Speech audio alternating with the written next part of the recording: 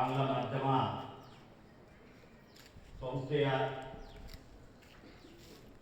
ಮುಖ್ಯಸ್ಥರಾಗಿರ್ತಕ್ಕಂಥ Hima madam ಅವರೇ, ರಾಜೀವ್ ಅವರೇ, Milton ಅವರೇ, ನನ್ನ ಮಿತ್ರನಾಗಿರ್ತಕ್ಕಂಥ ಸಂತೋಷ್ ಕೆಲೋಗಿ ಅವರೇ, ಪ್ರೊಫೆಸರ್ ಐಗೋಳ್ ಅವರೇ, ಹಿರೇಮಠ್ರೆ ಮತ್ತು ಈ ಕಾರ್ಯಕ್ರಮದಲ್ಲಿ ಪಾಲ್ಗೊಂಡಿರ್ತಕ್ಕಂಥ ಶಿಕ್ಷಕ ವೃಂದವೇ ಮತ್ತು ಬಹುಮುಖ್ಯವಾಗಿ ಈ ಒಂದು ಪ್ರತಿಷ್ಠಿತ ವಿದ್ಯಾಸಂಸ್ಥೆಯ ವಿದ್ಯಾರ್ಥಿಗಳೇ ಮತ್ತು ಪಾಲಕರು, ಈಗ ಶೈಕ್ಷಣಿಕ ಮತ್ತು ಅಕಾಡೆಮಿಕ್ ವಿಷಯದ ಬಗ್ಗೆ ಸವಿಸ್ತಾರವಾಗಿ BO ಮತ್ತು ನಮ್ಮ ಐಗೋಳ್ ಸರ್ ಅವರು ಹೇಳಿದರು. ಈಗ ಅದನ್ನೇ ನಾನು ನೋಡ್ತೀವಿ ಹೋದ್ರೆ ಹೊಟ್ಟೆ ತುಂಬಿದ ಮೇಲೆ ಹೋಗಿ ಮುಣುಕೊಳ್ಳೋದು ಈಗ ನಿಮಗೆ ಸಾಕಾಗಿರುತ್ತೆ. ಅವ್ರೆ ಇದೇನಪ್ಪ ಮತ್ತೆ ಬರುತ್ತ ಮತ್ತೆ ಬಂದಿಲ್ಲ ಅನ್ನಂಗಾಯ್ತು. ನಾನು ಸ್ವಲ್ಪ ಜನ ಹಕ್ಕೆ ಹೊರಗೆ ವಿಚಾರ ಮಾಡ್ತಾರೆ. ಈಗ ನಾವು ಶಿಕ್ಷಣದ ಬಗ್ಗೆ ಮಾತಾಡ್ತೀವಿ. 10th ಇದು ಜೀವನದಲ್ಲಿ ನಮ್ಮ ಮುಂದಿನ ದಿಶೆಯನ್ನ ನಿರ್ಧರಿಸತಕ್ಕಂಥ ಒಂದು ಘಟ್ಟ. ಅದಕ್ಕಿಂತ ಮುಂಚೆ ನಾವು ಶಿಕ್ಷಣ ಅಂದ್ರೆ ಏನು ಅನ್ನೋದನ್ನ ನಿರ್ಧಾರ ಮಾಡಿಕೊಳ್ಬೇಕಾಗುತ್ತೆ.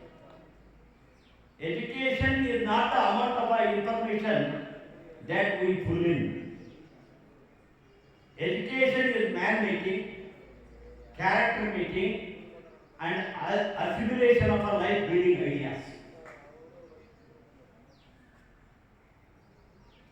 ಅದರಲ್ಲಿ children are not a vessels to be filled in, they are like to be lit. Children ಅಂದ್ರೆ ಒಂದು ತುಂಬುವ ಚೀಲಗಳಲ್ಲ, ಅವು ಬೆಳಗುವ ಹಣತೆಗಳಿದ್ದಂತೆ, ದೀಪಗಳಿದ್ದಂತೆ.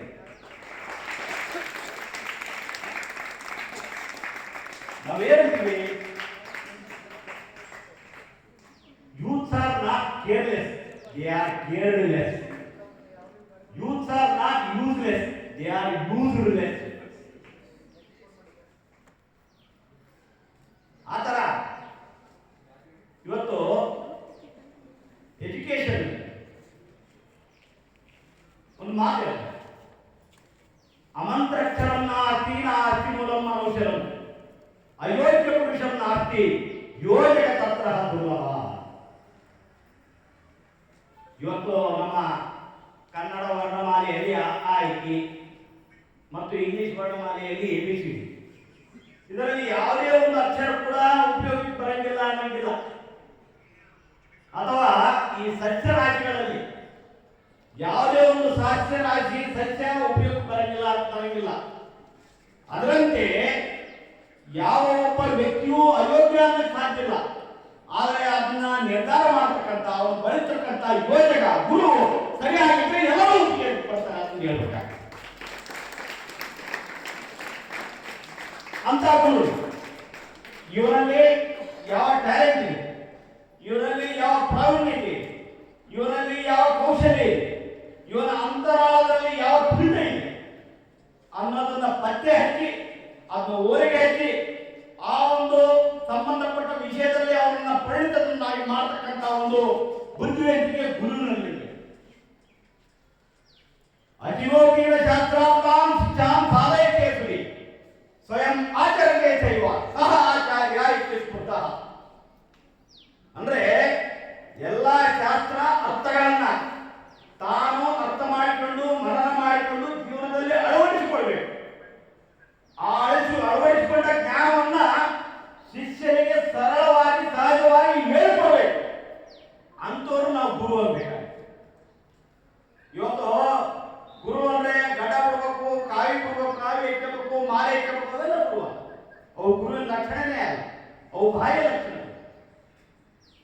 ಉದಾಹರಣೆ ನಿಮಿತ್ತಂ ಬಹುಕೃತ ವೇಷ. ಆದರೆ ಗುರುವಿಗೆ ಇರಬೇಕಾದ ಕ್ವಾಲಿಟಿ ಏನಂತಂದ್ರೆ ತಾನು ಅರ್ಥ ಮಾಡಿಕೊಂಡಂತ ಜ್ಞಾನವನ್ನು ಶಿಷ್ಯನಿಗೆ ಸರಳವಾಗಿ ಹರಿಸಬೇಕು.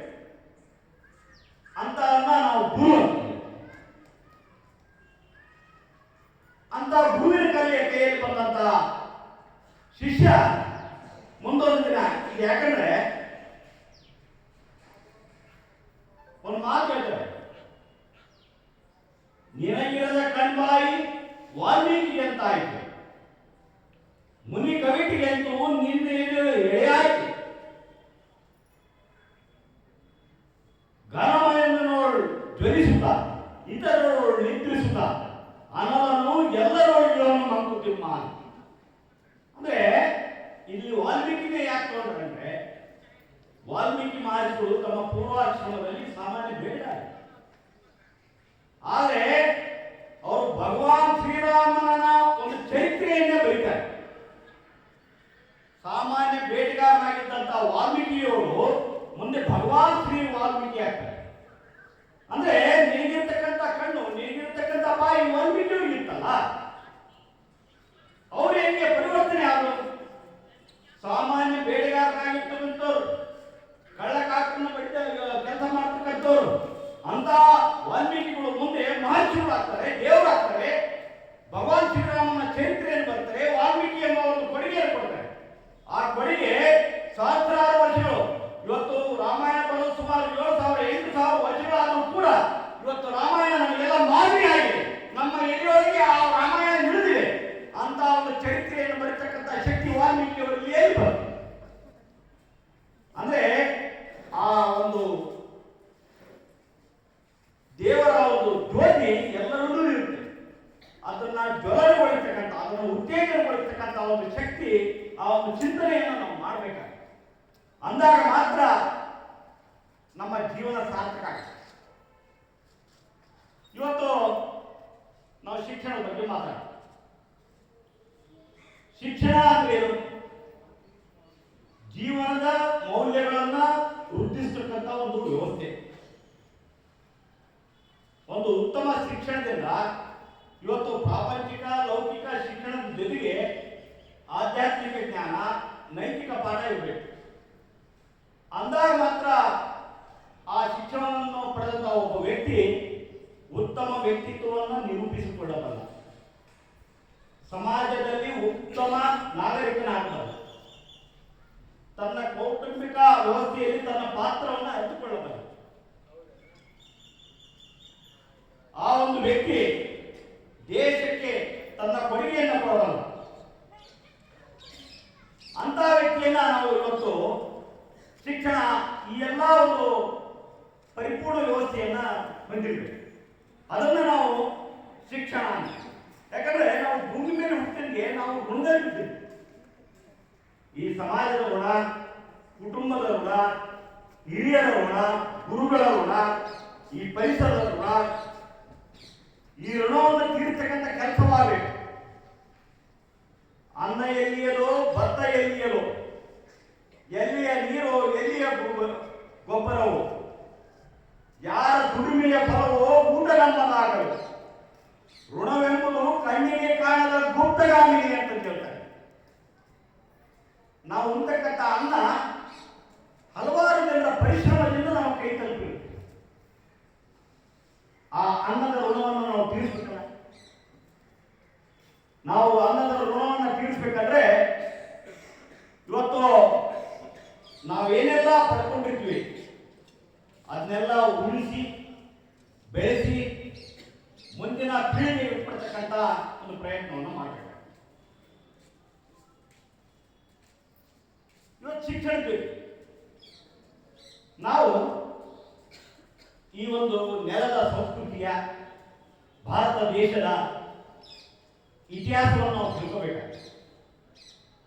ಯಾರು ಇತಿಹಾಸವನ್ನು ತಿಳಿದುಕೊಂಡಿರೋದಿಲ್ಲ ಅವರು ಇತಿಹಾಸ ನಿರ್ಮಾಣ ಮಾಡೋದು. ಇತಿಹಾಸ ಏನ್ ಹೇಳುತ್ತೆ? ಈ ಸಾರೆ ಜಹಾಂ ಸೆ ಅಚ್ಚಾ ಬರೆದಂತ ಅಲಾಮಾ ಇಕ್ಬಾಲ್ ಅವರು ಒಂದು ಮಾತು ಹೇಳ್ತಾರೆ,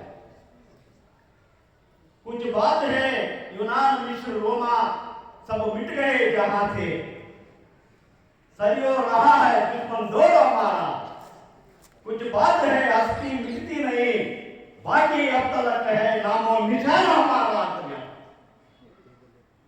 ಅಂದ್ರೆ ಈ ಭಾರತೀಯ ಸಂಸ್ಕೃತಿಯಲ್ಲಿ, ಈ ಭರತಖಂಡದ ಮೇಲೆ, ಈ ನಾಗರಿಕತೆಯ ಮೇಲೆ ಹಲವಾರು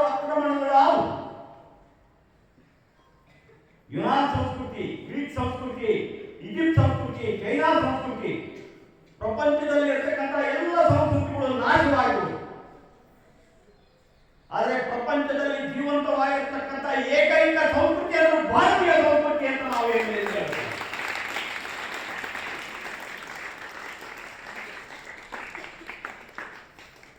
ಅದನ್ನ ನಾವು ನಮ್ಮ ಸಂಸ್ಕೃತಿಯನ್ನ ಅರ್ಥ ಮಾಡಿಕೊಂಡು ಅದಕ್ಕೆ ತಕ್ಕದಾದ ಜೀವನವನ್ನು ನಾವು ಮಾಡಬೇಕು. 1893ರಲ್ಲಿ ಸ್ವಾಮಿ ವಿವೇಕಾನಂದರು ಶಿಕಾಗೋದ ಒಂದು ಧರ್ಮ ಸಂಸತ್ನಲ್ಲಿ ಒಂದು ಐತಿಹಾಸಿಕ ಭಾಷಣವನ್ನು ಮಾಡ್ತಾರೆ. ಆ ಭಾಷಣ ತಮ್ಮೆಲ್ಲರಿಗೂ ಚಿರಪರಿಚಿತ ಅನಿಸ್ತೀನ ಅನ್ಕೊಳ್ತೇವೆ. ಆದರೆ ಅದರಲ್ಲಿ ಮೊದಲಿನ ಶಬ್ದಗಳು ಮಾತ್ರ ಎಲ್ಲರಿಗೂ ಚಿರಪರಿಚಿತ. Brothers and sisters of America ಅಂತ. ಆ ಭಾಷಣ ಮುಂದುವರೆದ ಭಾಗದಲ್ಲಿ ಸ್ವಾಮಿ ವಿವೇಕಾನಂದರು ಹೇಳ್ತಾರೆ, I thank you in the name of ancient order of the monk of the world ಅಂತಿದೆ. ಅಂದ್ರೆ ಪ್ರಪಂಚದ ಅತ್ಯಂತ ಪ್ರಾಚೀನ ಸಂತ ಪರಂಪರೆಯ ಪರವಾಗಿ ನಿಮಗೆ ನಾವು ಧನ್ಯವಾದಗಳನ್ನು ಹೇಳ್ತೀವಿ. I thank you in the name of a mother of religion ಅಂತ ಹೇಳ್ತಾರೆ. ಅಂದ್ರೆ ಪ್ರಪಂಚದಲ್ಲಿ ಇರತಕ್ಕಂತ ಎಲ್ಲ ಮತ ಪಂಥ ಧರ್ಮಗಳ ತಾಯಿಯಿಂದ ನಾನು ನಿಮಗೆ ಧನ್ಯವಾದಗಳನ್ನು ಹೇಳ್ತೇನೆ ಅಂತ ಹೇಳ್ತಾರೆ. ಅದನ್ನು ಎಲ್ಲಿ ಅಮೆರಿಕದ ನೆಲದ ಮೇಲೆ ನಿಂತು ಈ ಮಾತನ್ನು ಹೇಳ್ತಾರೆ. I thank you in the name of millions of Hindu people of all sects and classes ಅಂತ ಹೇಳ್ತಾರೆ. ಯಾಕಂದ್ರೆ ಆ ಧರ್ಮ ಸಂಸ್ಕೃತಿಯಲ್ಲಿ ಭಾರತೀಯ ಸಂಸ್ಕೃತಿಯನ್ನ ಒಂದು ಹಿಂದೂ ಧರ್ಮವನ್ನ ಅಲ್ಲಿ ಅವರು ಪ್ರತಿನಿಧಿಸ್ತಾರೆ. ಅದನ್ನ ಹೇಳ್ತಾ ಅವ್ರು ಹೇಳ್ತಾರೆ, I am proud to belong to the religion which has taught the world tolerance and universal acceptance ಅಂತ ಹೇಳ್ತಾರೆ. We not only believe in universal toleration, we accept all religions as a true ಅಂತ ಹೇಳ್ತಾರೆ. ಅಂದ್ರೆ ನಾನು ಪ್ರಪಂಚಕ್ಕೆ ಸಹಬಾಳ್ವೆಯನ್ನ ಮತ್ತು ಭ್ರಾತೃತ್ವವನ್ನ ಕೊಟ್ಟಂತ ಧರ್ಮದವನು ಎಂದು ಹೇಳೋದಕ್ಕೆ ನನಗೆ ಹೆಮ್ಮೆ ಆಗುತ್ತದೆ ಅಂತ ಹೇಳ್ತಾರೆ. ಅದರ ಜೊತೆಗೆ ಈ ನಾವು ಸಹಬಾಳ್ವೆಯನ್ನ, ಸಹಿಷ್ಣುತೆಯನ್ನ, ಪರಧರ್ಮ ಸಹಿಷ್ಣುತೆಯ ಜೊತೆಗೆ ಎಲ್ಲ ಧರ್ಮಗಳು ಒಂದೇ ಅನ್ನುವ ನಂಬಿಕೆ ಉಳ್ಳವರು ಅಂತಂದ್ರೂ ಹೇಳ್ತಾರೆ. ಅದು ಹೇಳ್ತಾ ಮುಂದೆ ಹೇಳ್ತಾರೆ, I am proud to belong to the nation which has sheltered the persecuted and the refugees of all the religions of all the nations. ಅಂದ್ರೆ ನಾನು ಕಿರುಕುಳಕ್ಕೊಳಗಾದ ಮತ್ತು ನಿರಾಶ್ರಿತರನ್ನ ಪ್ರಪಂಚದ ಎಲ್ಲ ದೇಶಗಳ ಮತ್ತು ಎಲ್ಲ ಧರ್ಮಗಳ ನಿರಾಶ್ರಿತರನ್ನ ಮತ್ತು ಒಳಗಾದವರನ್ನ ನಾವು ಆಶ್ರಯ ಕೊಟ್ಟಂತಹ ದೇಶದವರು ಅನ್ನೋದಕ್ಕೆ ನನಗೆ ಹೆಮ್ಮೆ ಆಗುತ್ತೆ ಎಂದು ಮಾತನಾಡಿ. I am proud to belong to the religion which are sheltered and still fostering the grand Zoroastrian nation ಅಂತ. ಅಂದ್ರೆ ಇವತ್ತು ಪರ್ಷಿಯನ್ ದೇಶದ ಪ್ರಜೆಗಳು ಆಗಿನ ಕಾಲಕ್ಕೆ ಕಿರುಕುಳಕ್ಕೊಳಗಾಗಿ ದಿಕ್ಕಾಪಾಲಾದಾಗ ಅಂತ ಒಂದು ಪರ್ಷಿಯನ್ ಜನಾಂಗವನ್ನ ನಮ್ಮ ದೇಶದಲ್ಲಿ ಒಂದು ನೆಲೆ ಕೊಟ್ಟು ಅವರಿಗೆ ಆಶ್ರಯ ಕೊಟ್ಟಂಥದ್ದು ನಮ್ಮ ಭಾರತ ದೇಶ ಅನ್ನೋ ಮಾತನ್ನು ಹೇಳ್ತಾರೆ. ಇವತ್ತು JRD ಟಾಟಾ ಅವರು ಕೂಡ ಆ ಪರ್ಷಿಯನ್ ಸಂಸ್ಕೃತಿಯವರು ನಮಗೆ ಹೆಮ್ಮೆ ಆಗುತ್ತೆ. ಯಾಕಂದ್ರೆ ಈ ಪ್ರಪಂಚದಲ್ಲಿ ಅತಿ ಹೆಚ್ಚು ಕೊಟ್ಟಂತ ಯಾವ್ದಾದ್ರು ಸಂಸ್ಥೆ ಏನಾದ್ರು ಟಾಟಾ ಸಂಸ್ಥೆ ಅಂತ ನಾವು ಹೇಳ್ತಾರೆ.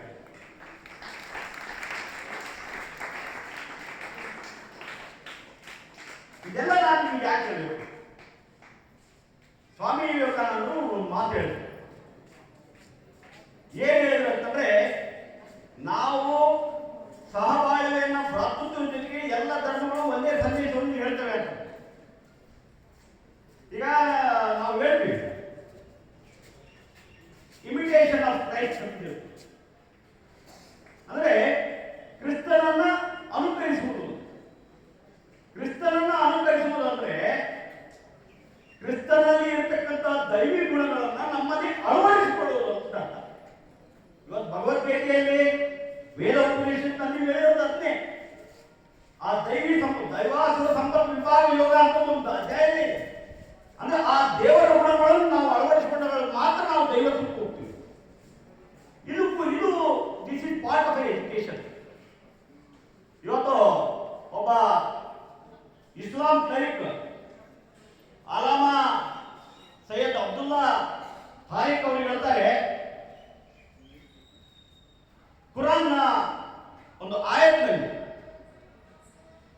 ಜಾರಿಕಾ ದೀನೆ ಕೈಯುಂ ಅಂತಿದೆ.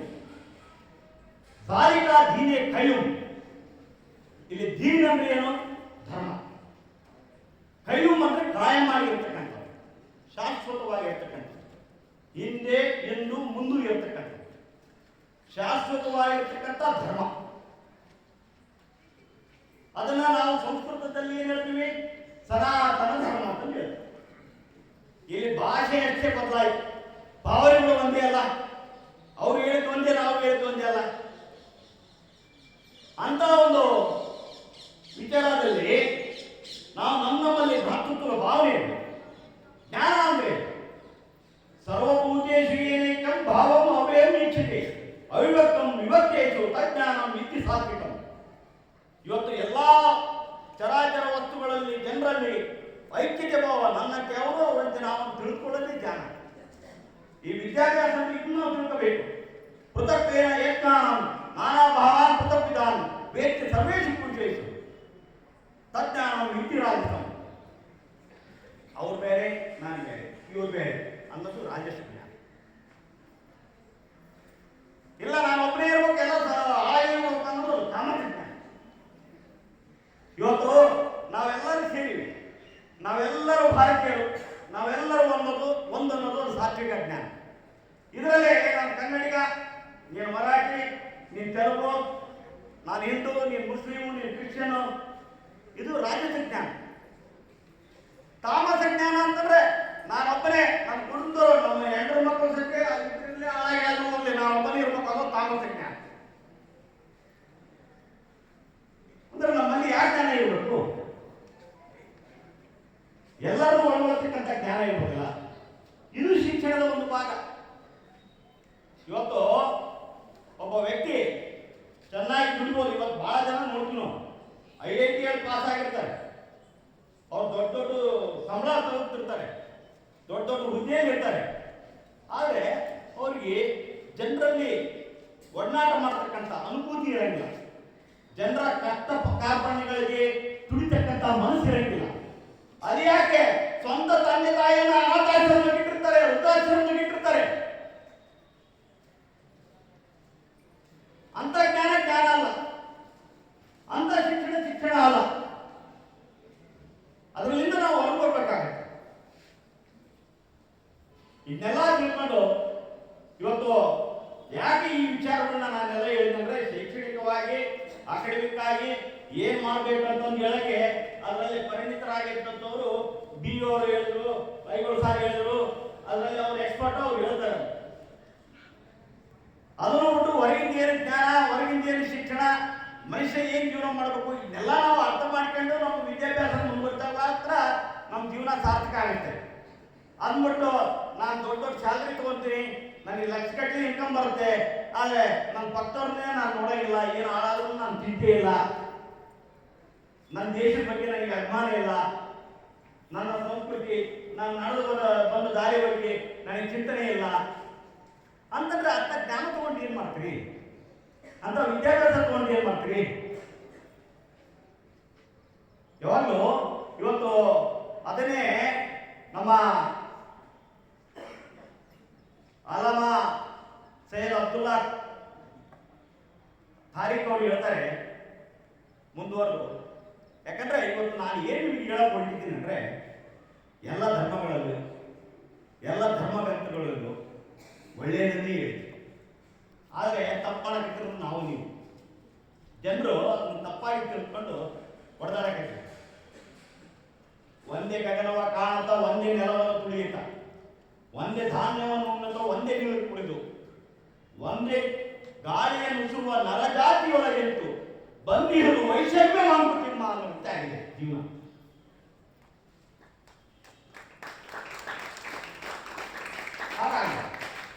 ಹಾಗಾಗಬಾರ್ದು. ಯಾಕಂದ್ರೆ ಇವತ್ತು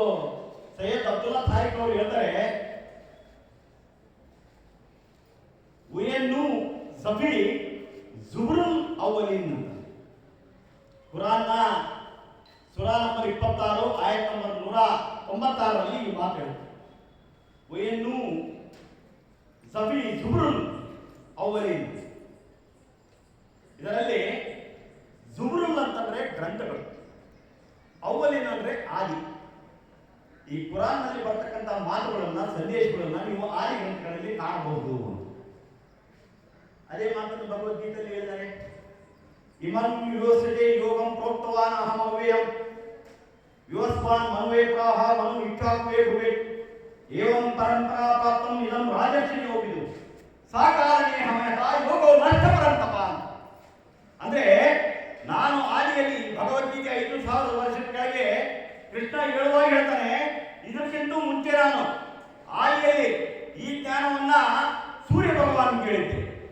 ಸೂರ್ಯ ಭಗವಾನ್ ತನ್ನ ಮಗನಾದ ವೈವಸ್ವತ ಮನುವಿಗೆ ಹೇಳಿದ್ದ. ವೈವಸ್ವತ ಮನು ತನ್ನ ಶಿಷ್ಯನಾದ ಈ ಭಗವಾನ್ ಶ್ರೀರಾಮನ ಒಂದು ವಂಶದ ಮೂಲ ಪುರುಷನಾದ ಇಕ್ಷ್ವಾಕುವಿಗೆ ಹೇಳಿದ್ದ. ಈ ರೀತಿ ಪರಂಪರೆಯಿಂದ ಈ ಜ್ಞಾನ ಹರಿದು ಬಂತು. ಆದರೆ ನಡಕೆ ಯೋಗ್ಯರಿಲ್ಲದಾಗ ಜ್ಞಾನ ಲುಪ್ತವಾಗಿತ್ತು. ಈಗ ಮತ್ತೆ ಹೇಳ್ತಿದ್ದೀನಿ, ಅದನ್ನೇ ಆದಿಗ್ರಂಥ ಇದರಲ್ಲಿ ಹೇಳ್ತಾರೆ. ನಮಗೆಲ್ಲ ಆಗಿರ್ತ ಇವತ್ತು ಪ್ರಪಂಚದ ಆಲಮ ಒಂದು ತಾರೀಖು ಹೇಳ್ತಾರೆ, ಪ್ರಪಂಚದಲ್ಲಿ ಯಾವುದೇ ಒಂದು ಧರ್ಮ ನನ್ನಲ್ಲಿ ಆದಿ ಗ್ರಂಥಗಳಿದ್ದೇವೆ ಅಂತ ಹೇಳ್ತಿದ್ರೆ ಅದು ಭಾರತೀಯ ಸಂಸ್ಕೃತಿಯ ಒಂದು ಧರ್ಮ. ನಮ್ಮಲ್ಲಿ ವೇದ ಉಪನಿಷತ್ತುಗಳಿವೆ ಅಂತ ಅದೇ ಸಂದೇಶಗಳು ಇವತ್ತು ಎಲ್ಲ ಧರ್ಮಗಳಿಗೂ ಹೇಳಿವೆ, ಎಲ್ಲ ಧರ್ಮಗಳಲ್ಲೂ ಒಳಗಡೆ ಹೇಳಿವೆ. ಅದನ್ನು ಅಳವಡಿಸಬೇಕಷ್ಟೇ. ನಾವು ಎಲ್ಲ ಚಿಂತನೆಗಳನ್ನ ಇವತ್ತು ತಾವೆಲ್ಲ ತಿಳ್ಕೋಬೇಕು. ಇವತ್ತು ಪಾಲಕರಿಗೆ ನಾನು ಒಂದು ಸಂದೇಶ ಏನಂತ ಕೊಡ್ತೇನೆ ಅಂದ್ರೆ, ಪಾಲಕರು ಮತ್ತು ವಿದ್ಯಾರ್ಥಿಗಳು ಮನೆಯ ಮಠವೆಂದು ತಿಳಿ ತಂದೆ ತಾಯಿಯ ಗುರು, ಅನವರತ ಪರಿಚರ್ಯ ಅವರವರೇ ಪಾಠ, ನೆನಗುಳಿವ ಜಗವ ಮುಟ್ಟುವ ಸೇತು ಸಂಸಾರ, ಮನೆಗೆ ಪುಟ್ಟ ಸಂಸ್ಕಾರ ಮಂಕುತಿಮ್ಮ. ಇವತ್ತು ಫಸ್ಟ್ ಶಾಲೆ ಅಂದ್ರೆ ಮನೆಯೇ. ನಾವು ಆಚಾರ ವಿಚಾರ ಅಂತೀವಿ. ಆಚಾರಸ್ಯ ಲಬ್ಧಯೇ ಆಯು, ಆಚಾರಸ್ಯ ಧರ್ಮಕ್ಷಯಂ, ಆಚಾರಸ್ಯ ಲಬ್ಧಯೇ ಸುಪ್ರಜ, ಆಚಾರೋ ಅಂತ ಲಕ್ಷಣ. ಈ ಆಚಾರ ಅಂತ ಏನು ಬ್ರಾಹ್ಮಣರು ಮಾಡ್ತಾರಲ್ಲ ಅದು ಆಚಾರ, ಅದಲ್ಲ ಆಚಾರ. ಅದು ಧಾರ್ಮಿಕ ಆಚಾರ. ಬ್ರಾಹ್ಮಣರು ಜನ್ಮಗಳೆಲ್ಲ ಪೂಜೆ ಪುಸ್ತಕ ಅದು ಧಾರ್ಮಿಕ ಆಚಾರ. ಇಲ್ಲಿ ಹೇಳಿದ ಆಚಾರ ಏನಂದ್ರೆ ವ್ಯಾವಹಾರಿಕವಾದ ಆಚಾರ. ಇವತ್ತು ತಾಯಿ ತನ್ನ ಮಗುವಿಗೆ ಎದ್ದ ತಕ್ಷಣ ಬ್ರಷ್ ಮಾಡ್ತಾರೆ. ಅವ್ನು ಬ್ರಷ್ ಮಾಡಿ ನೀಟಾಗಿ ಡ್ರೆಸ್ ಮಾಡಿ ಸ್ನಾನ ಮಾಡಿಸಿ ಅವನಿಗೆ ದೇವ್ರ ಮುಂದೆ ನಮಸ್ಕಾರ ಮಾಡಿ ಆಯಾ ಧರ್ಮದ ಪ್ರಕಾರ ಅವ್ರವ್ರ ಧರ್ಮದ ಪ್ರಕಾರ ಅವ್ರು ಒಂದು ಪ್ರಾರ್ಥನೆ ಮಾಡಿ ಶಿಸ್ತುಬದ್ಧವಾಗಿ ಮನೆಗೆ ಯಾರು ಹಿರಿಯರು ಬಂದರೆ ಅವ್ರಿಗೆ ನಮಸ್ಕರಿಸು, ಅವರಿಗೆ ಬಹಳ ಒಂದು ವಿನಯದಿಂದ ಮಾತಾಡು.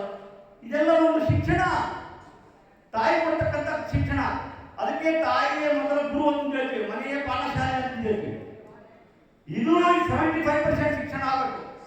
ಅವಾಗ ಬೇಕಲ್ಲ ಆಂಗ್ಲ ಮಾಧ್ಯಮ ಶಾಲೆಗೆ ಹಗುರಾಗುತ್ತೆ ಮುಂದೆ ಕಲ್ಸಕ್ಕ.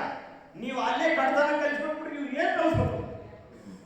ಅವನು ಎಲ್ಲ ಹೊಲಿಸ್ಬಿಟ್ಕೊಂಡು ಇಲ್ಲಿ ಬಂದು ಶಾಲೆ ಕುತ್ಕೊಂಡ್ರೆ ಅವ್ರು ಕಲ್ಸಕ್ಕಾಗುತ್ತಾ? ಪಕ್ಕದವನು ಕುಂಡ್ರಕ್ಕ ಅಲ್ಲ. ನೀವು ನೀಟ್ನೆಸ್ ತಾಯಿಯಂದಿರಾದರೂ ಅದನ್ನು ಕಲಿಸ್ಕೊಡ್ಬೇಕಲ್ಲ. ಸಭ್ಯತೆ, ವಿನಯತೆ ಇದನ್ನೆಲ್ಲ ಕಲಿಸ್ಕೊಡ್ಬೇಕು ಮಕ್ಕಳಿಗೆ. ಅದನ್ನು ಕಲಿಸ್ಕೊಟ್ಟಾಗ ಮಾತ್ರ ಇವರಿಗೆ ಏನು ಗೊತ್ತಿದೆ. ಯಾಕಂದ್ರೆ ವಿದ್ಯಾರ್ಥಿನೇ ಮಾಡಕ್ಕೆ ಒಂದು ಮೂಲಭೂತ ಅರ್ಹತೆ ಕೊಡಬೇಕಾಗುತ್ತೆ. ಅದನ್ನು ನೀವು ತಯಾರು ಮಾಡಿಕೊಡ್ಬೇಕು. ಆ ವಿದ್ಯಾರ್ಥಿಯನ್ನ ಮೈಂಡ್ನ ಓಪನ್ ಅಪ್ ಮಾಡಿ ನೀವು ಕಳಿಸ್ಬೇಕಾಗ್ತದೆ ವಿದ್ಯಾಸಂಸ್ಥೆಗೆ. ಅದಕ್ಕೆ ನೀನು ಮೂಲಭೂತವಾದ ತಯಾರಿನ ತಾವು ಪೇರೆಂಟ್ಸ್ ಆದವರು, ಪಾಲಕರಾದವರು ಮಾಡಿ ಕಳಿಸಿದಾಗ ಮಾತ್ರ ಇಲ್ಲಿ ಹೇಳಿದ ವಿದ್ಯೆ ತಲೆಗಾಗುತ್ತೆ, ಬುದ್ಧಿಗೆ ಹೋಗುತ್ತೆ. ಇಲ್ಲಾಂದ್ರೆ ಏನಾಗುತ್ತೆ? ಏನೂ ಆಗಲ್ಲ. ಮತ್ತೆ ಮಾರ್ಕ್ಸ್ ಕಮ್ಮಿ ತಾನೆ ಅಂತ ನೀವು ಬಡಿತೀರಿ. ಇದೆಲ್ಲ ಇವತ್ತು ಯಾಕಂದ್ರೆ ಮನೆಯಿಂದ ಮೊಟ್ಟ ಮೊದಲ ಶಿಕ್ಷಣ ಪ್ರಾರಂಭ ಆಗಬೇಕು. ತಾಯಿ ತಂದೆಯೇ ಒಂದು ಗುರು ಆಗಬೇಕು. ಮಕ್ಕಳಿಗೆ ಯಾವ ರೀತಿಯಲ್ಲಿ ಆ ರೀತಿಯಲ್ಲಿ ವರ್ತನೆ ಮಾಡಬೇಕು, ಯಾವ ರೀತಿಯಲ್ಲಿ ಇರಬೇಕು ಅನ್ನೋದನ್ನು ಹೇಳ್ಕೊಡ್ಬೇಕು. ಹೇಳ್ಕೊಟ್ಟಾಗ ಅವನು ಮುಂದೊಂದು ದಿನ ಈ ಒಂದು ದೇಶದ ಸತ್ಪ್ರಜೆಯಾಗಿ, ಉತ್ತಮ ನಾಗರಿಕನಾಗಿ, ದೇಶದ ಮುಂಚೂಣಿಯಲ್ಲಿ ಒಂದು ಚುಕ್ಕಾಣಿ ಹಿಡಿತಕ್ಕಂಥ ಒಂದು ಅರ್ಹತೆಯನ್ನು ಪಡಿತಾನೆ.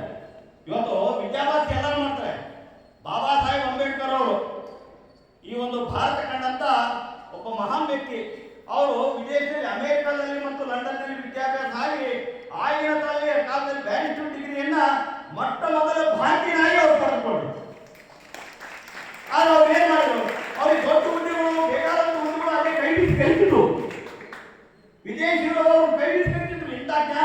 ಬ್ರಿಟಿಷರು ನಮ್ಮಲ್ಲಿ ಇರಲಿ ಅಂತ. ಆದ್ರೆ ಅವರು ಇಲ್ಲಿ ಉಳಿದ್ರ ಅವ್ರು ಏನ್ ಮಾಡಿದ್ರು? ಸರ್ವಾತ್ಮ ಭಾವ. ಇವತ್ತು ದೇಶ ರಕ್ಷಣೆ ಮಾಡ, ದೇಶವನ್ನ ಬಿಡುಗಡೆ ಮಾಡಿ, ದೇಶಕ್ಕೆ ಒಂದು ಸಂವಿಧಾನ ಕೊಡ್ತಕ್ಕಂಥ 140 ಕೋಟಿ ಜನರನ್ನ ಒಂದು ಚೌಕಟ್ಟಿನಲ್ಲಿ ಇಳಿದಿರ್ತಕ್ಕಂಥ ಒಂದು ಸಂವಿಧಾನವನ್ನು ಅವರು ಕೊಟ್ಟರು. ಮಹಾತ್ಮ ಗಾಂಧೀಜಿಯವರು ಒಬ್ಬ ಲಾಯರ್ ಆಗಿ ಸೌತ್ ಆಫ್ರಿಕಾಕ್ಕೆ ಹೋಗಿದ್ರು. ಅಲ್ಲಿ ಬಿಳಿ ಹಬ್ಬನು ಇವ್ರನ್ನ ಅವಮಾನ ಮಾಡಿ ಟ್ರೈನ್ನಿಂದ ಹೊರತಬ್ಬಿದ. ಆ ಟ್ರೈನ್ನಿಂದ ಹೊರತಬ್ಬಿದಾಗ ಅಂತ ಒಂದು ಘಟನೆ ಹಲವಾರು ಭಾರತೀಯರಿಗೆ ಮತ್ತು ಆಫ್ರಿಕಾದ ಕಡಿಮೆ ಜನಾಂಗದವರು ಹಲವು ಸಾರಿ ಅದು ನಿತ್ಯ ಸಾಮಾನ್ಯ ಆಗಿತ್ತು. ಬ್ರಿಟಿಷರ ಒಂದು ವರ್ಣಭೇದ ನೀತಿ, ಅಸ್ಪೃಶ್ಯತೆಯಿಂದ ಈ ರೀತಿಯ ಅವಮಾನಗಳು ಸಹಜವಾಗಿತ್ತು.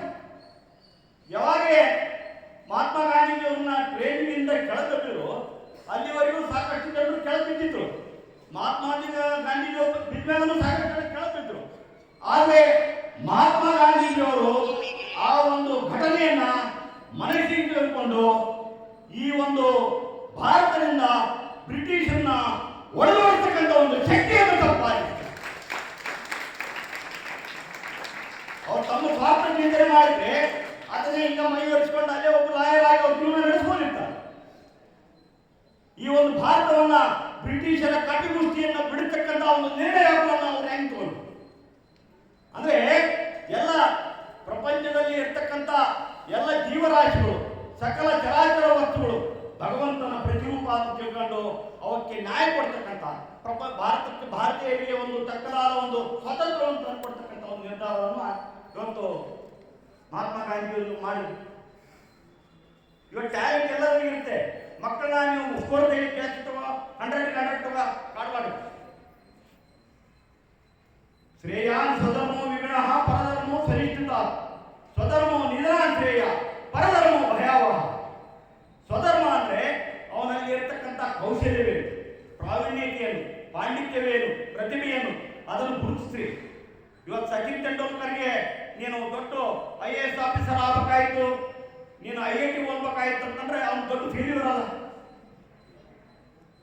ಮತ್ತೆ ತಂದೆ ತಾಯಿಗಳು ಇಲ್ಲ ಕ್ರಿಕೆಟ್ ಆಡ್ಬಾರ್ದು, ನೀನು ಓದು ಅಂತಾರೆ. ಸಚಿನ್ ತೆಂಡೂಲ್ಕರ್ ಸಿಗ್ತಿದ್ದಿಲ್ಲ ನಮಗೆ. ಇವತ್ತು ಜಕೀರ್ ಹುಸೇನ್ ಅವರು ತಬಲಾವಾದಕರು, ಅವ್ರಿಗೆ ನೀನು ದೊಡ್ಡ ವಿದ್ಯಾಭ್ಯಾಸ ಮಾಡ್ಬೇಕಾಯ್ತು, ಮೂರ್ಖ ಆಗ್ಬೇಕಾಯ್ತು ಅಂತ ಹೆಂಗ್ ತಂತ. ಅವರಲ್ಲಿ ಇರ್ತಕ್ಕಂಥ ಪ್ರತಿಭೆ, ಟ್ಯಾಲೆಂಟ್, ಪಾಂಡಿತ್ಯ ಬೇರೆ ಇತ್ತು. ಅದನ್ನ ಗುರುತು ಇಡ್ತಕ್ಕಂಥ, ಕಣ್ಣು ಇಡ್ತಕ್ಕಂಥ ಒಂದು ಪ್ರಯತ್ನವನ್ನು ಪಾಲಕರಾದವರು ನೀವು ಮಾಡಬೇಕು. ನೀವು ಮಾಡಿ ಆ ಒಂದು ನಿಟ್ಟಿನಲ್ಲಿ ನೀವು ಅವ್ರಿಗೆ ಪ್ರೋತ್ಸಾಹ ಕೊಡಬೇಕು. ಎಲ್ಲ ನಾನು ಅಕಾಡೆಮಿಕಲಿ ನನಗೆ 100 ಬರ್ಬೇಕು. ನೋಡು ಪಕ್ಕದ ಮನೆ ಹುಡುಗ ತಾಡ ನೀ ಏನ್ ತಾಡಿಲ್ಲ. ಅದೇ ಪಕ್ಕದ ಮನೆ ಹುಡುಗನ ದಾರಿ ಬೇರೆ, ನಿನ್ನ ಹುಡುಗನ ದಾರಿ ಬೇರೆ. ಇವತ್ತು ಈ ಒಂದು ಪ್ರಪಂಚದಲ್ಲಿ 700 ಕೋಟಿಗಿಂತ ಹೆಚ್ಚು ಜನರಿದ್ದಾರೆ. ಒಬ್ಬರು ಹಾಗೆ ಇನ್ನೊಬ್ರು ಅದೇನಾ, ಒಬ್ಬರಂಗೆ ಇನ್ನೊಬ್ರು ಡಿಟೋ ಇಲ್ಲ, ಐಡೆಂಟಿಕಲ್ ಇಲ್ಲ, ಸಿಮಿಲಾರಿಟಿ ಇರ್ಬೋದು. ಏನಾರು ನೀವು ಪೂರಪ್ಪ ಅವಳಿಗೆ ಪಕ್ಕದಲ್ಲಿ ನಿಲ್ಲಿಸ್ರಿ, ತಂದೆ ತಾಯಿ ಬಿಡ್ತಿರ್ತಾರೆ, ಇವನು ದೊಡ್ಡವ ಇವ್ನು ಸಣ್ಣ ಅಂತ ಹೇಳ್ತಾರೆ. ಬೇರೆದವ್ರು ಬಿಟ್ಟಿರೇ ಇಲ್ಲ, ಇಬ್ರು ಸೇಫ್ ಮಾಡ್ತಾರಂತ ತಂದೆ ತಾಯಿ ಐಡೆಂಟಿಫೈ ಮಾಡ್ತಾರೆ ಡಿಫ್ರೆನ್ಸ್. ಹಂಗಿದ್ದಾಗ ನಮ್ಮ ಒಳಗಡೆ ಇರ್ತಕ್ಕಂಥ ಒಂದು ಪ್ರತಿಭೆ, ಪಾಂಡಿತ್ಯ ಏನಿದೆ ಅನ್ನೋದನ್ನು ತಿಳಿಸಿ ಅವ್ರಿಗೆ ಪ್ರೋತ್ಸಾಹ ಕೊಟ್ಟು ಆ ದಿಶೆಯಲ್ಲಿ ಅವ್ರು ನಾವು ಬೆಳೆಸಬೇಕಾಗುತ್ತೆ. ಆ ಒಂದು ನಿಟ್ಟಿನಲ್ಲಿ ನಾವು ಕೆಲಸ ಮಾಡಬೇಕಾಗುತ್ತೆ. ಪರಧರ್ಮ ಸೃಷ್ಟಿಸಿದ ಅಂತಂದ್ರೆ ಇವತ್ತು ಅಕ್ಷಯ್ ಕುಮಾರ್ ಅವರು, ಶಾರುಖ್ ಖಾನ್ ಅವರು, ಅವರೆಲ್ಲ ಏನ್ ಮಾಡ್ತಿದ್ರು? ಅವರು ಫಸ್ಟ್ ಸ್ಟ್ಯಾಂಡ್ ಅಲ್ಲ, ಅವರು ಅತ್ಯಂತ ಕಡು ಪರಿಸ್ಥಿತಿಯಲ್ಲಿ ಇದ್ದವರು ಈಗ ಉತ್ತಮದಲ್ಲಿ ನಿಲ್ತಾ ಇದ್ದಾರೆ. ಅಂತ ಟೈಮ್ನಲ್ಲಿ ಅಕ್ಷಯ್ ಕುಮಾರ್ ಅವರು ಎಲ್ಲೋ ಹಾಂಗ್ಕಾಂಗ್ನಲ್ಲಿ ಕರಾಟೆ ಕಲಿಸಿದ್ರಂತೆ. ಕರಾಟೆ ಕಲಿಸೋದು ಆರಾಮಾಗಿ ಕೊಡಪ್ಪ ಅಂತ ತೃಪ್ತಿ ನಿಂತಿದ್ರು, ದೊಡ್ಡ ಆಕ್ಟರ್ ಆಗ್ತದ ಅಂತ. ಅಂದ್ರೆ ನೀನು ಇನ್ನರ್ ಕಾಲಿಂಗ್ ಒಳಗೆ ನೀನು ವಾಯ್ಸ್ ಏನು ಹೇಳಕ್ತಿದ್ದೆ ಅದನ್ನು ಫಾಲೋ ಮಾಡ್ಬೇಕು. ನೀನು ಕರಾಟೆ ಕಲಿಸೋದ್ರೆ ಆರಾಮ ಇರ್ಬೋದು. ನಮ್ಮ IAS ಆಫೀಸರ್ ರವಿ ಚಂದ್ರನ್ ಅವರು ಆಗಾಗ ಭಾಷಣ ಹೇಳ್ತಿರ್ತಾರ. ಇಲ್ಲೇ ಕೊಪ್ಪಳ ಗದಗಿನಲ್ಲಿ ಅವರು ವೇಟರ್ ಆಗಿ ಕೆಲಸ ಮಾಡ್ಯಾರ. ಅವರು ಎಲ್ಲ ಟೇಬಲ್ ಚೆನ್ನಾಗಿ ಮಾಡಿಸಿದ್ರು ಅಂದ್ಕೊಂಡು ಆ ಹೋಟೆಲ್ ಓನರ್ ಅವ್ರಿಗೆ ಜಾಸ್ತಿ ದುಡ್ಡು ಕೊಡ್ತಿದ್ರಂತೆ. ಅಂದ್ರೆ ಪಾಯಿಂಟ್ ಅಷ್ಟೇ, ನೀವು ಮೇಲೆ ಇರಕ್ಕೆ ಒಂದು ಸ್ಟ್ಯಾಂಡ್ ಪಾಯಿಂಟ್. ಅದು ಅಡ್ನಿ ಚೆನ್ನಾಗಿ ಮಾಡ್ಕೊಂಡು ತಲೆ ಬಿಟ್ಟಿದ್ರು, ಅವ್ರು ವೇಟರ್ ಇರ್ತಿದ್ರಲ್ಲ, ಅವ್ರು IAS ಆಗ್ತಿದ್ದಿಲ್ಲ. ನಿಮ್ಮ ಒಳಗಿನ ವಾಯ್ಸ್, ಅಂತರಂಗದ ಅಂತರಾತ್ಮನ ಮಾತನ್ನು ನೀವು ಕೇಳಬೇಕಾಗುತ್ತೆ. ಅದನ್ನೇ ಶ್ರೇಯ ಸ್ವಧರ್ಮ ವಿಗುಣ. ಸ್ವಧರ್ಮ ಅಂದ್ರೆ ನಿನ್ನ ಅಂತರಾತ್ಮದ ಮಾತು. ಪರಧರ್ಮ ಫಲಿಷ್ಠ ಅಂತಂದ್ರೆ ಇವತ್ತು ಧೀರುಭಾಯಿ ಅಂಬಾನಿ ಅವರು ಪೆಟ್ರೋಲ್ ಬಂಕ್ನಾಗ ಪೆಟ್ರೋಲ್ ಹಾಕ್ತಾರೆ. ನಮ್ಮ ದೈ ಬೇಕಾದಂಗ ಸಂಬಳ ಕೊಡ್ತಾರ, ನಾನು ಇವೇ ತಂದಿದ್ರೆ ಒಬ್ಬ ರಿಲಯನ್ಸ್ ಸಿಗ್ತದ ನಮಗೆ. ಜೈಂಟ್ ಇವತ್ತು ಪ್ರಪಂಚದಲ್ಲೇ ಅತಿ ದೊಡ್ಡ ಸಂಸ್ಥೆ ಸಿಗ್ತದ. ಇನ್ಫೋಸಿಸ್ ನಾರಾಯಣಮೂರ್ತಿ ಅವರು ಅವ್ರ ಅಜಿತ್ ರೆಡ್ಡಿ ಅವ್ರ ತಕ್ಕ ನೌಕರಿಗೆ ಹೋಗಿರ್ತಾರೆ.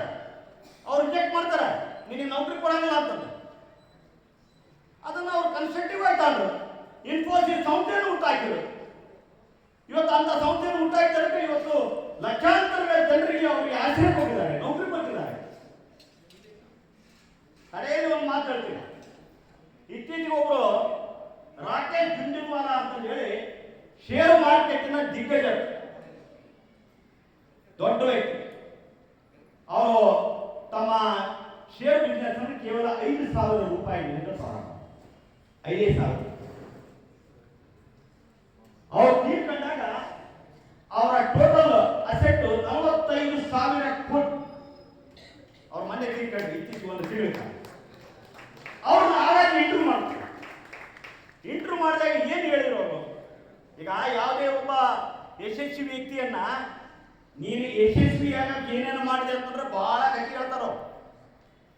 ನೀನು ಯಶಸ್ವಿ ಆಗಕ್ಕೆ ಏನೇನು ಮಾಡಬಾರ್ದು ಅಂತ ಕೇಳ್ಬೇಕು. ನಾವು ಏನೇನು ಮಾಡಿದ್ರು ನಾವು ಯಶಸ್ವಿ ಆಗ್ತೀವಿ ಅಂತ ಕೇಳು. ಆ ಮಾತನ್ನ ರಾಕೇಶ್ ಜುಂಜುನ್ವಾಲಾ ಅವರು ಹೇಳ್ಯಾರ. 2010ರಲ್ಲಿ ಅವ್ರದ್ದೊಂದು ಇಂಟರ್ವ್ಯೂ ಮಾಡ್ತಾರೆ. ಅವಲೇ ಅವ್ರು ಬರಬೇಕು. ಇವತ್ತು ಜುಂಜುನ್ವಾಲಾ ಅವ್ರದ್ದು ನಾನು ನಿಮ್ಗೆ ಯಾಕೆ ಉದಾಹರಣೆ ಕೊಡ್ತಾ ಇದ್ದೀನಿ ಅಂದರೆ, ಅವ್ರು 45,000 ಕೋಟಿ ದುಡ್ಡು ಗಳಿಸಿದ್ರು ಪ್ರತಿ ವರ್ಷ ಅವರು 25% ಆದಾಯವನ್ನ ದೇಣಿಗೆಗಾಗಿ ಸತ್ಕಾರ್ಯಕ್ಕಾಗಿ ವಿನಿಯೋಗ ಮಾಡ್ತಿದ್ರು ಅಂತ ಹೇಳ್ತಾ ಇದ್ದಾರೆ. ಅಂಥವ್ರನ್ನ ಒಂದು ಇಂಟರ್ವ್ಯೂ ಮಾಡ್ತಾರೆ. ನೀವು ನಡೆದಂಥ ಹಾದಿಯಲ್ಲಿ ನೀವು ಪಶ್ಚಾತ್ತಾಪ ಪಡ್ತಕ್ಕಂಥ, ಇದನ್ನು ಮಾಡಬಾರ್ದಾಗಿತ್ತು ಅಂತಕ್ಕಂಥ ವಿಷಯಗಳು ಏನಾರು ಇದ್ದಾವ? ಅವಾಗ ಜುಂಜುನ್ವಾಲಾ ಅವ್ರು ಹೇಳ್ತಾರೆ, 2010ರಲ್ಲಿ ಅವರಿಗೆ ಅದೇ ಅವಳಿ ಜೋಡಿ ಮಕ್ಕಳಾಗಿತ್ತು. ಇಲ್ಲ, ನನಗೆ ಅವಳಿ ಜೋಡಿ ಮಕ್ಕಳಾಗಿವೆ, ಈಗ ಕನಿಷ್ಠ ನಾನು ಮಕ್ಕಳು 25 ವರ್ಷದವ್ರು ಆಗೋದ್ರ ನಾನು ಜೀವಂತ ಇರ್ಬೋದು, ಅದನ್ನು ನಾನು ಬಯಸ್ತೀನಿ. ಆದರೆ ಒಂದು ಏನಂದ್ರೆ, ನಾನು ಇದನ್ನು ಮಾಡಬಾರ್ದಾಗಿತ್ತು ಅನ್ನೋ ವಿಷಯ ಬಂದಾಗ, ನಾನು ಡಯಾಬಿಟಿಕ್, ನನಗೆ ಸಕ್ಕರೆ ಕಾಯಿಲೆ ಅದು ಇದ್ರೂ ಕೂಡ ನಾನು ನೀರಿನಲ್ಲಿ ಮೀನು ನೀರನ್ನು ಕುಡಿತೈತೆ ಹಂಗೆ ನಾನು ಸರಾಯಿ ಕುಡಿತೀನಿ, ಲಿಕ್ಕರ್ ಕುಡಿತೀನಿ. ಅದು ನನ್ನ ವೀಕ್ನೆಸ್. ಇದನ್ನು ಮಾಡಬಾರ್ದಂತ. ಅದ್ರ ಜೊತೆಗೆ ನಾನು ಉತ್ತಮ ಎಕ್ಸರ್ಸೈಸ್ ಮಾಡಬೇಕಾಯಿತು, ಈ ದೇಹವನ್ನು ಆರೋಗ್ಯವನ್ನು ಕಾಪಾಡಿಕೊಳ್ಬೇಕಾಯಿತು. ಯಾಕಂದ್ರೆ ಶೇರ್ ಮಾರ್ಕೆಟ್ನಲ್ಲಿ ರಿಸ್ಕ್ ತಗೋಬೇಕು, ಅದು ಒಪ್ಪಿಗೆ. ಆದರೆ ನಮ್ಮ ದೇಹದ ಜೊತೆಗೆ ಆರೋಗ್ಯ ಜೊತೆಗೆ ರಿಸ್ಕ್ ತಗೋಬೇಕಾಗಿತ್ತು ಅಂತ ಮಾತು. ಅದು ತಗೊಂಡದಕ್ಕೆ ಇವತ್ತು ನೋಡ್ರಿ, ಕಡೆಗೆ ಅಂದ್ರೆ ಈ ವಿಷಯೇಂದ್ರಿಯ ಸಂಪರ್ಕದಿಂದ ಈ ಒಂದು ನಾವು ಚಟಗಳಿಗೆ ದಾಸರಾಗೋದ್ರಿಂದ ಅವ್ರ ಮಕ್ಕಳು ಇನ್ನೂ 12 ವರ್ಷದವರು ಅವ್ರು ತೀರ್ಕೊಂಡು ಅವ್ರ ಆಸೆ ಹಿಡಿಯಲಿಲ್ಲ.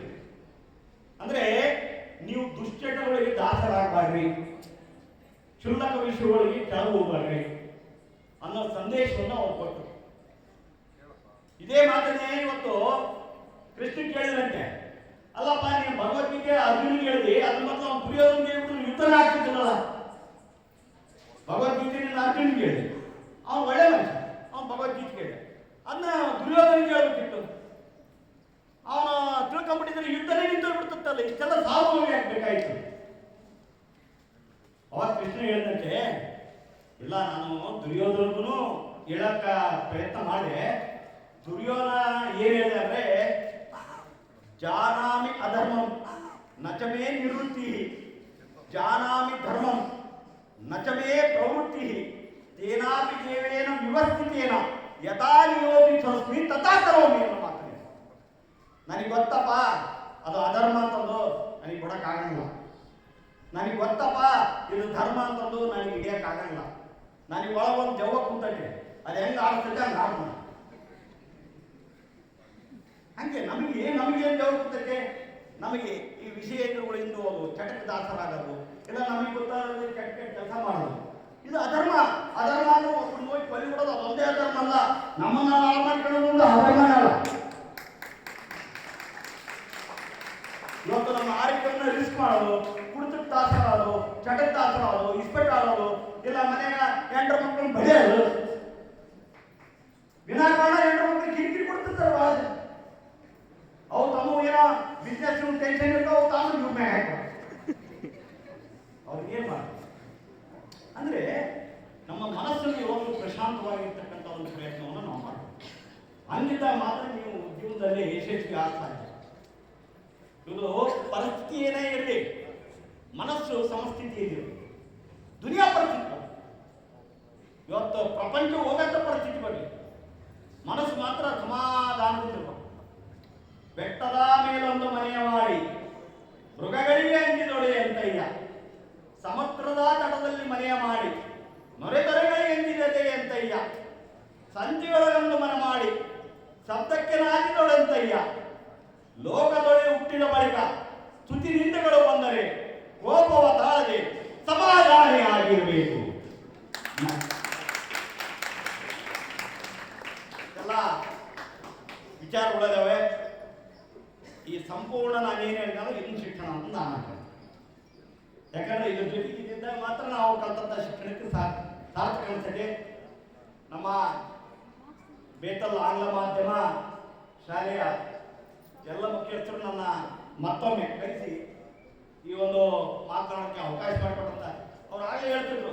ಸಂತೋಷ್ ಕೇಳಿದ್ವಿ ನಮ್ಮ ಬ್ರದರ್ ಈ ಸಂಸ್ಥೆಯ ಹಳೆಯ ವಿದ್ಯಾರ್ಥಿ ಅಂತ. ನಾನು ಒಂಥರ ಹಳೆಯ ವಿದ್ಯಾರ್ಥಿನಿ, ಯಾಕಂದ್ರೆ ನಾನು ಸುಮಿತ್ರಾ ಮೇಡಮ್ ಕೈ ಕಲ್ತೀನಿ. ಆದರೆ ಅವ್ರು ಅಲ್ಲಿ ಯಾವುದೋ ಪಬ್ಲಿಕ್ ಸ್ಕೂಲ್ನಾಗ ಇರ್ತದೆ, ನಾನು ಇವ್ರ ಕೈ ಕಲ್ತೋನೆ. ಆದರೆ ಈಗ ಅವ್ರಿಗಿಂತ ವಯಸ್ಸಾದ ಕಣಕ್ಕೆ ಕಾಣ್ತೀವಿ. ಅದು ನನಗೆ ಹೆಮ್ಮೆ. ಇವತ್ತು ಇಂಥ ಒಂದು ಸಂಸ್ಥೆಯನ್ನು ಸುಧಾಕರ್ ಸರ್ ಈಗ ಬಂದಿದ್ದಾರೆ. ಸಾಕಷ್ಟು ವಿದ್ಯಾಸಂಸ್ಥೆಗಳು ಗಂಗಾವತಿಯಲ್ಲಿ ಬಂದಿದ್ದಾರೆ, ಒಳ್ಳೆ ಒಳ್ಳೆ ಕೊಡುಗೆ ಕೊಡ್ತಿದ್ದಾರೆ. ಆದರೆ ಯಾರು ಕೊಡಲಾರದ ಸಮಯದಲ್ಲಿ ಇವತ್ತು ಬೇತಲ್ ಆಂಗ್ಲ ಮಾಧ್ಯಮ ಶಾಲೆ ಗಂಗಾವತಿಗೆ ಕೊಟ್ಟಿದ್ರು. ಅದನ್ನು ಅವರೇ ಆಮೇಲೆ ಇವರು ಕೊಡ್ತಕ್ಕಂಥ ಎಜುಕೇಶನ್ ಅಟ್ ಪಾರ್ ಹೆಚ್ಚಿನ ಒಂದು ಹೊರೆ ಆಗಲಾರದು ಪಾಲ್ಕಡೆ. ಇವತ್ತು ಅವ್ರ ಫೀಸ್ ಸ್ಟ್ರಕ್ಚರ್ ಅನ್ನು ನೋಡಿದ್ರೆ ಅವ್ರು ಮಾಡ್ತಕ್ಕಂಥ ಒಂದು ಇದನ್ನ ನಾವು ಸೇವೆ ಅಂತ, ಕೆಲವೊಬ್ರು ಏನೇನೋ ಸೇವೆ ಅಂತ. ಅದು ಯಾಕಂದ್ರೆ ಸೇವೆ ಅನ್ನೋ ಅಂಶ ಇವತ್ತು 100% ಇಲ್ಲಿದ್ರಲ್ಲ ಒಂದು 50% ಅಲ್ಲಿ ಇರ್ಬೇಕಲ್ಲ ಸೇವೆ. ಇವತ್ತು ಬಡಬಗ್ಗರು, ಕಷ್ಟದಲ್ಲಿದ್ದವರು, ದೀನದಲ್ಲಿದ್ದರು, ಕಷ್ಟದಲ್ಲಿದ್ದವರು, ಅಲ್ಪಸಂಖ್ಯಾತರು ಇಂಥವ್ರು ಬಂದಾಗ ಅವರಿಗೆ ನನಗೆ ಆರ್ಥಿಕವಾಗಿ ತೊಂದರೆ ಇದೆ ಅಂದರೆ ಅವರಿಗೆ ಮಿಡಿತಕ್ಕಂಥ ಒಂದು ಕರುಣಾ ಹೃದಯ ಇರಬೇಕು. ಸಮಯದಲ್ಲಿ ಕಟ್ಟೆಯಲ್ಲಿ ನಡೆಯುವ ಅವ್ರನ್ನ ಭೇಟಿ ಹಾಕೊಡಲ್ಲ. ಅದು ಇಲ್ಲಿ ಆ ಥರ ಇಲ್ಲ ಪರಿಸ್ಥಿತಿ. ನನಗೆ ನಮ್ಮ ಮಿಲ್ಟನ್ ಬಂದು ಹೇಳ್ತಿರ್ತಾನೆ ಮೊನ್ನ, ಇಲ್ಲಣ್ಣ ಈ ಕರೋನಾ ಸಲಹೆಗೆಲ್ಲ ಟೈಟ್ ಐತೆ, ಪೇರೆಂಟ್ಸು ಅಷ್ಟೇ ಪೇಮೆಂಟ್ ಮಾಡೋಂಗಿಲ್ಲ. ಅದನ್ನೆಲ್ಲ they have endured that situation. ಈ ಒಂದು ವಿಷಯದಲ್ಲಿ ನನಗೆ ಈ ಸಂಸ್ಥೆ ಬಗ್ಗೆ ಅತೀವಾದ ಹೆಮ್ಮೆ ಇದೆ. ನನ್ನ 2 ಮಕ್ಕಳು ಕೂಡ ಮೂಲಭೂತ ಅಕ್ಷರಾಭ್ಯಾಸ ಪ್ರಾರಂಭ ಆಗಿದ್ದು ಇದೇ ಸಂಸ್ಥೆಯಿಂದ ಅನ್ನೋದು ನನಗೆ ಹೆಮ್ಮೆ ಇದೆ. ಆಮೇಲೆ ಅವರು ಬೆಂಗಳೂರಿಗೆ ಹೋದ್ರು. ಅದು ಪ್ರಾರಂಭ ಆಗಿತ್ತು ನೀವು ಗೋರಾಮ ಶಿವಾಯ ಕಲಿಸ್ಬಿಟ್ಟು ನೀವೇ ಪ್ರಾರಂಭ ಮಾಡಿಸ್ಬಿಟ್ಟು.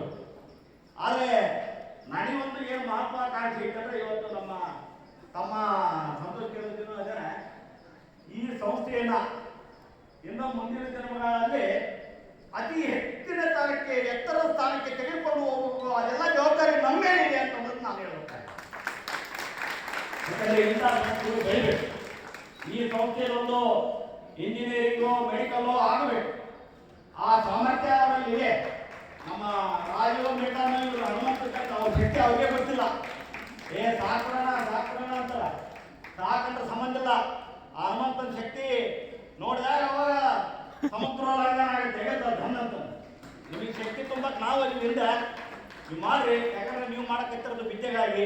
ಈಗ ನಾನು ಇಂಜಿನಿಯರ್ ಕಮ್ ಅಡ್ವೊಕೇಟ್ ಅಂತಂದ್ರೂ ನಾ ಕಲ್ತಂತ ವಿದ್ಯೆಗೆ ಗೌರವ ಕೊಡ್ಬೇಕಂದ್ರೆ ಆ ವಿದ್ಯೆಗೆ ನಾನು ಸೇವೆ ಸಲ್ಲಿಸ್ಬೇಕಾಗುತ್ತೆ. ಆ ಶಿಕ್ಷಣಕ್ಕೆ ನಾನು ಸೇವೆ ಸಲ್ಲಿಸಿದಾಗ ಮಾತ್ರ ನಾ ಕಲ್ತಂತ ವಿದ್ಯೆ ನನಗೆ ಸಾರ್ಥಕ ಆಗುತ್ತೆ. ಅದಕ್ಕೆ ನಿಮ್ಮ ಜೊತೆಗೆ ಯಾವುದೇ ರೀತಿಯಿಂದ ನಾನು ಕೈ ಜೋಡಿಸಕ್ಕೆ ಸದಾ ಸಿದ್ಧನಿರ್ತೀನಿ ಅಂತ ತಿಳಿಸುತ್ತಾ ಈ ಒಂದು ಸಂದರ್ಭದಲ್ಲಿ ಎಲ್ಲರನ್ನ, ಎಲ್ಲ ಪಾಲಕರನ್ನ, ಎಲ್ಲ ಒಂದು ವಿದ್ಯಾರ್ಥಿಗಳನ್ನು ವಂದಿಸುತ್ತಾ ನನ್ನ 4 ಮಾತುಗಳನ್ನು ಮುಗಿಸ್ತೀನಿ. ಜೈ ಹಿಂದ್, ಜೈ ಕರ್ನಾಟಕ.